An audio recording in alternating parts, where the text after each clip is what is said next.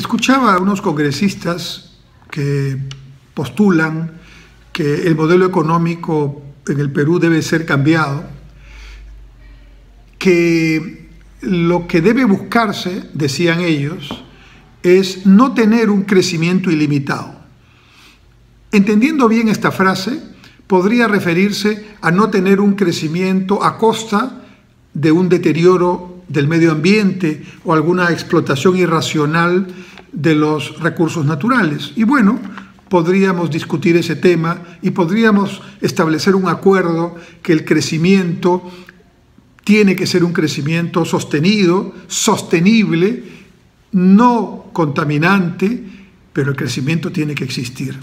Me preocupa cuando desde algunas posiciones de autoridades e incluso desde algunos analistas económicos se plantea la discusión acerca si conviene un crecimiento en el Perú. No hay forma de atacar la pobreza, la desigualdad y de generar empleos sin crecimiento. No hay forma de lograr menor pobreza, menor desigualdad y empleos adecuados sin crecimiento. Y el crecimiento se logra solamente con inversión. Y el crecimiento se logra solamente con inversión. Y el 80% de la inversión que genera crecimiento, empleo e ingresos es inversión privada, grande o pequeña, nacional o extranjera, pero inversión privada. Y el 20% es inversión pública. Quiere decir que aun cuando el Estado y el gobierno nacional, los gobiernos regionales, los gobiernos locales se pusieran de pronto, ojalá, muy eficientes, apenas podrían sostener la quinta parte, el 20% de lo que constituye la demanda de inversión para sostener la riqueza de nuestro país. 80% depende de la inversión privada. Entonces, necesitamos crecer. Y este crecimiento no va a venir del Estado. Esa idea ya hay que descartarla. El Estado tiene que cumplir una tarea fundamental, pero la tarea del crecimiento es una tarea de la empresa privada.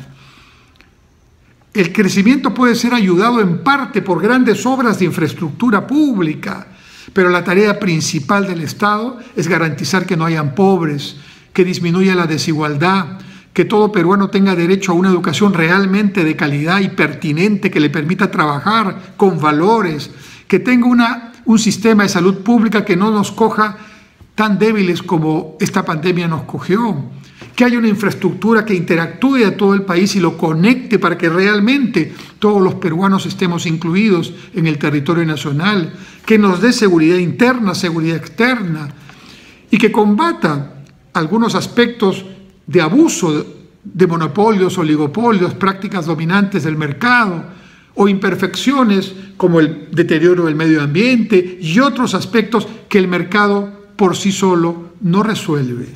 El Estado que tenemos no hace esta tarea y claramente el Estado debe ser reformado para hacer esta tarea. Pero de ninguna manera, por esta situación, vamos a pensar que hay que crecer menos.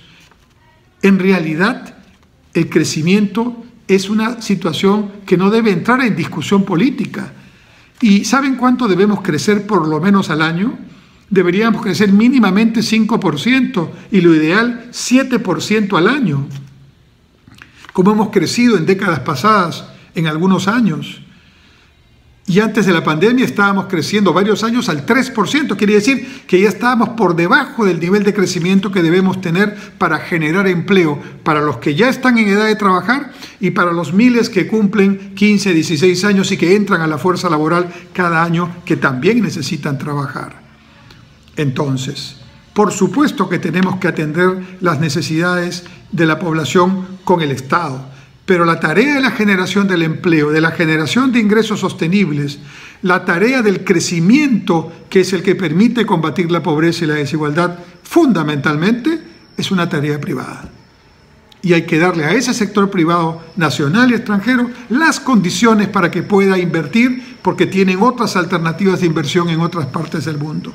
Desterremos ya ese pensamiento de que el Estado es el que tiene que hacerlo. El Estado tiene sus tareas y en el Perú no las cumple, pero eso no significa que el sector privado no sea apoyado para garantizar fundamentalmente el soporte, el motor del crecimiento. Y como no basta eso, la distribución de ese ingreso, la lucha para que haya menos pobres, para que muchos peruanos que hoy no tienen agua potable, que hoy no tienen acceso a internet, que hoy no tienen acceso a la educación de calidad o a un sistema de aseguramiento universal de salud, puedan tenerlo. Pero eso no implica crecimiento versus Estado o Estado que garantice el crecimiento. Crecimiento como objetivo y premisa fundamental. Inversión para generar ese crecimiento e inversión privada fundamentalmente para lograrlo. Y luego, acción de un Estado que tiene que ser reformado para que sea transparente, eficiente, oportuno en su accionar, pero para que trabaje en lo que tiene que trabajar. Proveer bienes públicos, proveer educación de calidad, proveer sistemas de aseguramiento universal, proveer una salud adecuada, sobre todo en el nivel primario de atención, infraestructura adecuada y seguridad. Esas son las tareas. Y además, regular adecuadamente para que la competencia se dé lo mejor posible y no hayan prácticas monopólicas que afecten a los consumidores. Esa es la tarea. Pero no desdeñemos el crecimiento. Necesitamos crecer como premisa fundamental para las otras circunstancias que debemos discutir en una política de desarrollo. Muchas gracias.